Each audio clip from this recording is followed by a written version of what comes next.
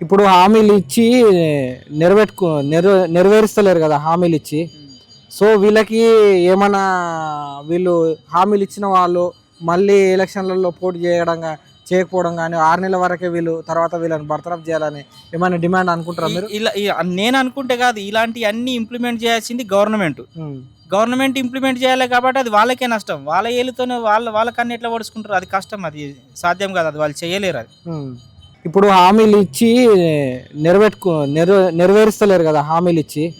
So వీళ్ళకి ఏమన్నా వీళ్ళు హామీలు ఇచ్చిన వాళ్ళు మళ్ళీ ఎలక్షన్లలో పోటీ చేయకపోవడం కానీ 6 నెలల వరకే వీళ్ళు తర్వాత వీళ్ళని బర్తరఫ్ చేయాలని ఏమైనా డిమాండ్ అనుకుంటారా మీరు? ఇలా నేను అనుకుంటే కాదు, ఇలాంటి అన్ని ఇంప్లిమెంట్ చేయాల్సింది గవర్నమెంట్. ఉమ్, గవర్నమెంట్ ఇంప్లిమెంట్ చేయాలి కాబట్టి అది వాళ్ళకే నష్టం. వాళ్ళ ఏలుతోనే వాళ్ళకన్నీ ఎట్లా పడుచుకుంటారు, అది కష్టం, అది సాధ్యం కాదు, అది వాళ్ళు చేయలేరు అది. ఉమ్. ఇప్పుడు హామీలు ఇచ్చి నెరవేరుస్తలేరు కదా హామీలు ఇచ్చి.